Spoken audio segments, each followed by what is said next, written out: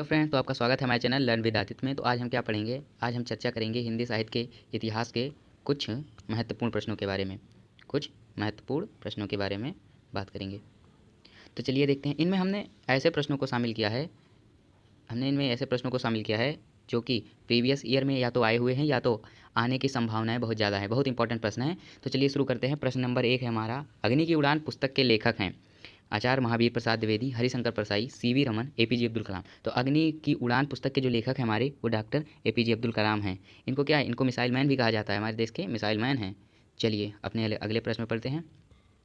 अगला प्रश्न है हमारा, सरस्वती सरस्वती के संपादक हैं महावीर प्रसाद द्विवेदी, पद्मनाभ पुन्नालाल बख्शी, श्याम सुंदर दास और हरदेव बहारी। तो यहाँ पे हमारे पास महावीर प्रसाद द्विवेदी और श्याम सुंदर दास दोनों जी का उतना ही योगदान है सरस्वती पत्रिका को संपादन करने में, परंतु जो चर्चित नाम है वो है महावीर प्रसाद द्विवेदी।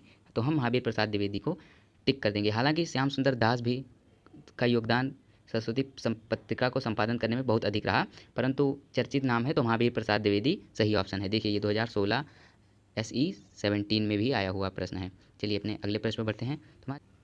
सुंदर रेड्डी की रचना नहीं है, हिंदी साहित्य की भूमिका, लैंग्वेज प्रॉब्लम इन इंडिया, साहित्य और समाज, वैचारिक शोध और बोध। तो ये आपके क्लास ट्वेल्थ सुंदर रेड्डी जी जो हैं वो आपके क्लास 12 के सिलेबस में शामिल हैं। तो इनकी रचनाएं अधिक महत्वपूर्ण हो जाती है, 1 नंबर के प्रश्न में आ भी सकती हैं। तो इनमें ऑप्शन नंबर का सही हो जाएगा, ये इनकी रचना नहीं है। लैंग्वेज प्रॉब्लम इन इंडिया इनकी रचना है, साहित्य और समाज इनकी रचना है, वैचारिक शोध और बोध भी इनकी रचना है। तो इन तीनों रचनाओं को आप याद कर लीजिए कि सुंदर जी की रचनाएं हैं ये, क्योंकि आपके क्लास 12 के सिलेबस में ही भी हैं तो परीक्षा में आने की संभावनाएं ज़्यादा हैं। चलिए अगले प्रश्न पर चलते हैं। तो हमारा जो अगला प्रश्न है, देखिए राइटिंग तो मत जाइएगा, इसको मैंने अपने हाथों से टाइप किया है, लिखा हुआ हूँ मैं। तो इसमें जो कि बहुत ही महत्वपूर्ण, जो मैंने किताब से छान कर आप लोगों के लिए जो महत्वपूर्ण प्रश्न हैं उन्हीं को केवल लेकर आया हूँ, जो कि प्रीवियस ईयर में आ चुके हैं या आने वाले संभावनाएं बहुत ज़्यादा हैं। तो चलिए पहला प्रश्न है, कवि पंत को किस रचना पर ज्ञानपीठ पुरस्कार मिला? ज्ञानपीठ पुरस्कार किस रचना पर मिला? तो ये ऑप्शन नंबर सी पहला सही हो जाएगा, चिदम्बरा पर इनको ज्ञानपीठ पुरस्कार मिला था।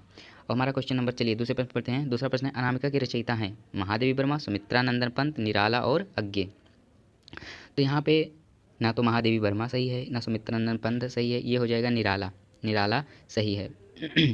और एक बात याद कर लीजिए, देखिए महादेवी वर्मा, निराला, सुमित्रानंदन पंत और जयशंकर प्रसाद ये छायावाद के प्रमुख स्तंभ माने गए हैं। इन चारों को देखिए, एक प्रश्न और बना और एक का उत्तर आपको मिल भी गया। चलिए आगे अगले प्रश्न पे बढ़ते हैं।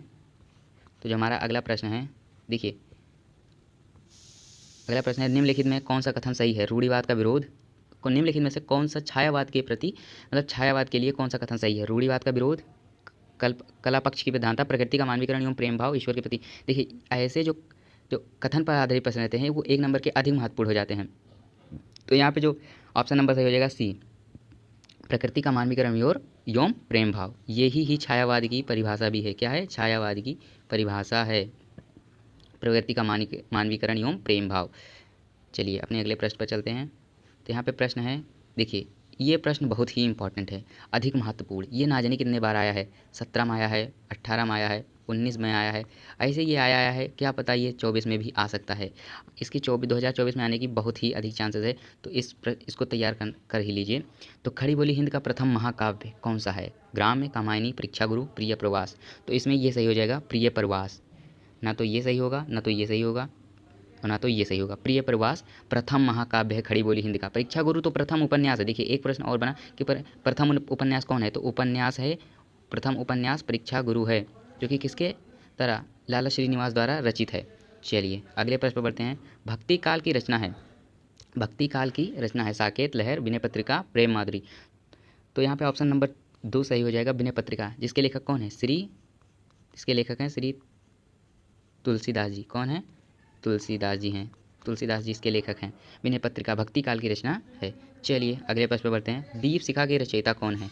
दीपशिखा के रचयिता कौन है? ये दीपशिखा की रचयिता कौन है? दीपशिखा की रचयिता जो है वो महादेवी वर्मा है। और ये महादेवी वर्मा की बहुत ही प्रसिद्ध रचनाओं में से एक है, तो इसको याद कर लीजिए, इसके आने के चांसेस भी बहुत ज़्यादा हैं। तो आप बस आज के लिए इतना ही। अगर आपको वीडियो पसंद आया हो तो लाइक और सब्सक्राइब कर दीजिए। और आपको यूपी बोर्ड के सिलेबस एवं उसके सब्जेक्ट से रिलेटेड सबसे पहले जानकारी यहाँ पे मिलती है, तो आप हमारे चैनल को सब्सक्राइब भी कर सकते हैं यूपी बोर्ड के लिए। धन्यवाद।